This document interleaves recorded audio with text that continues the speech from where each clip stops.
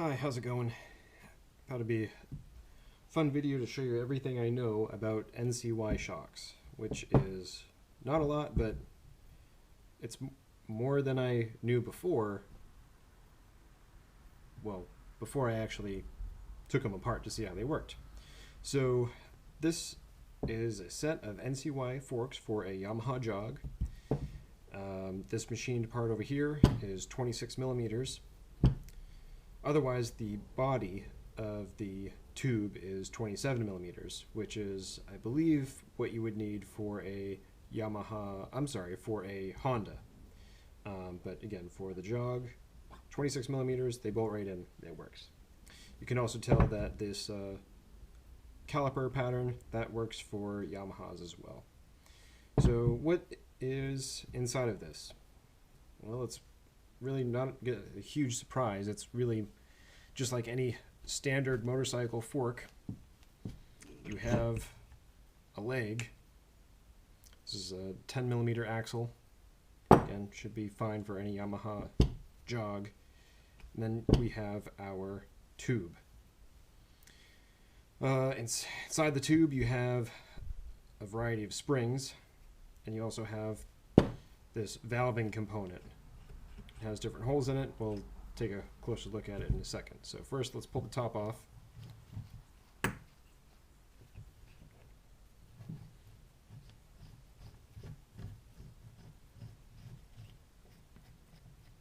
right.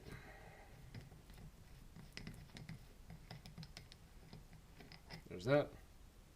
All right. Now we have one spring. This is our compression spring. Then comes the rest. Here's another spring. This spring is so that if the axle were to suddenly drop out from underneath the bike and it rapidly goes to full length, that it doesn't smash against the body of the tube. If we take the spring off, we can see that there's a variety of holes. Small hole here, big hole here, probably to help with the valving. It is non-adjustable. Again, just like a... And then we have this part as well. Goes up here.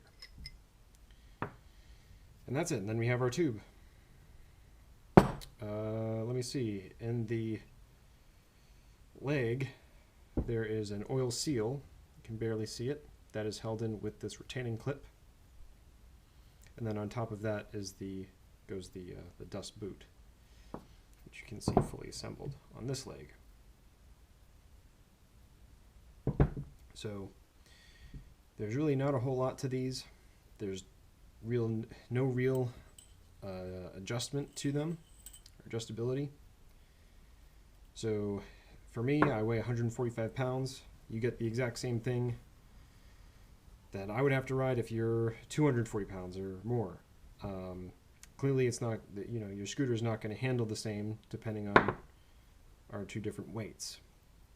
So what I've been playing with, that I'm leading up to in the rest of this video, is how I can use these parts and different weight oils to get the appropriate sag and travel and compression that I want.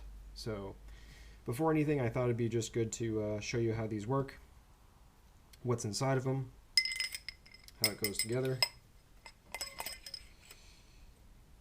and what makes these things tick. So it goes like that. If you ever do take these apart, put your spring in and have it under tension, so that once you install this into the leg, there's a bolt that goes here that holds the entire assembly together. This bolt, or actually it bolts into here, this needs to be under tension, otherwise you're going to just spin the entire assembly when you try to tighten it. So you can prevent that by having your spring fully assembled and tightened, so that this will be under tension and it will be a lot easier to reinstall it. Anyways, so I'm going to tell you about the rest of my learning experience here with NCY forks. Overall, the real test is going to be racing on them around a go-kart track. But overall build quality is good. You can rebuild them, different seals, etc. A lot better than stock. So let me show you the rest of what I've been working on.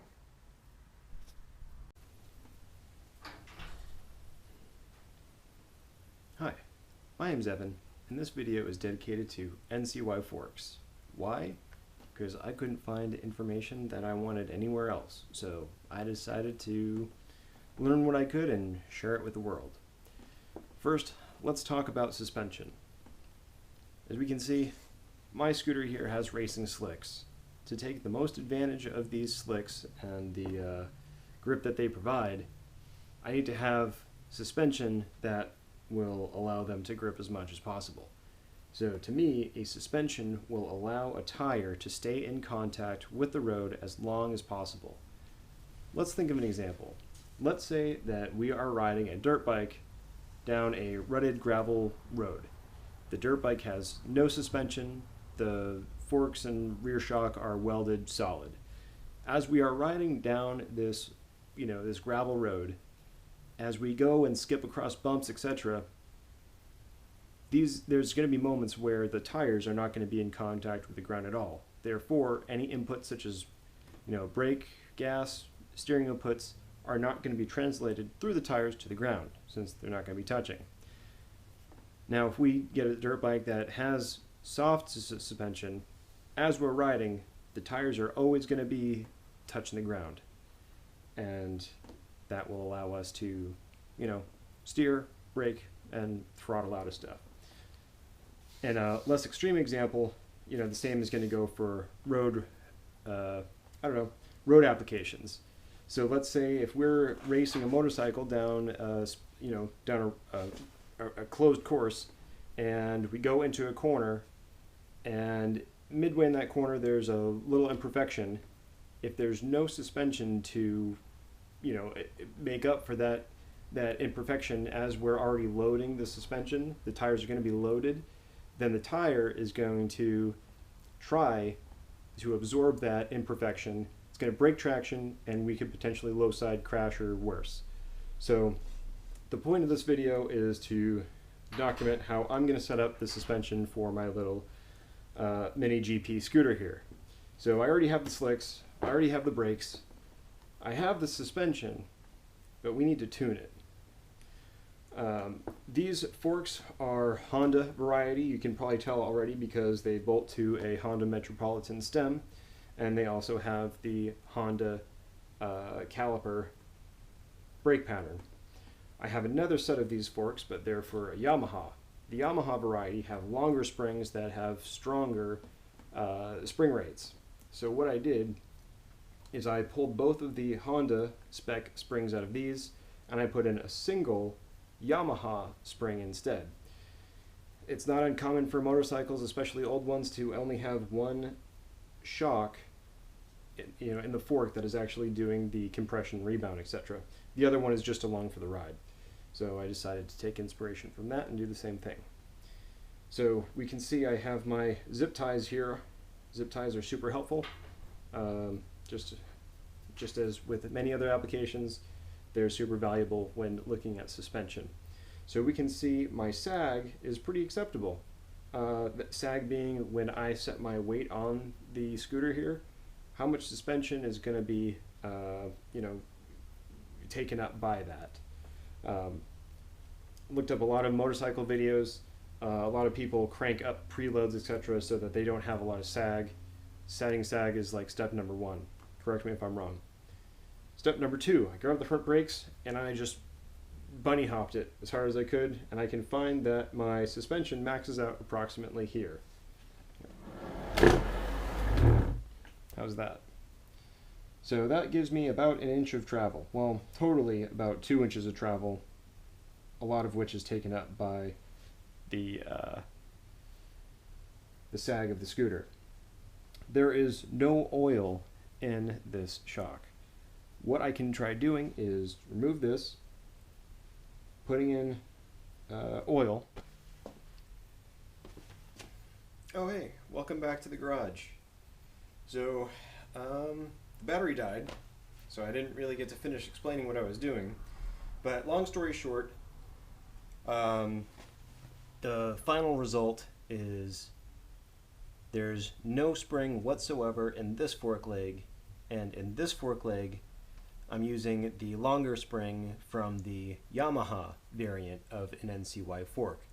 The Yamaha version is longer, the spring rate is higher, therefore I only needed one. So what I did is I also experimented with the amount of fluid. The fluid is actually helping me slow down the rate of compression so that I don't bottom out immediately. So I have two zip ties here. This top zip tie is basically the fork bottoming out, and then the bottom zip tie is going to show us where our sag is. So this, I'm just going to sit down on the bike, get off the bike, and you can see I have, I don't know how much that is, but I have maybe 3/4 of an inch of sag. Is that too much? Is it not enough? I'm not sure yet, but it's comfortable. And then if I hold on the brakes and just really jump up and down hard on the front end, we can still see that I have still about a 1/2 inch of travel. So if I felt like putting in the extra effort right now and smelling even more like oil, I could take this nut off and take some more oil out of the fork, because right now the amount of oil that's in this tube is hydrolocking. It's slowing down the rate of compression, but it's also maxing out the travel. So again, if I really felt like putting the effort today, I could take out a little bit more fluid and get my bottom zip tied as close as possible to the top one. Am I going to worry about it right now? No. It's just a lot more comfortable right now. And I think that the real test is going to be once I actually take this thing around a track. But the front end feels good. What's next is I need to safety wire the front brake components, and then fashion a steering stop. So what I'm going to do is probably trim this bracket and then hammer it down, so, and just that way it just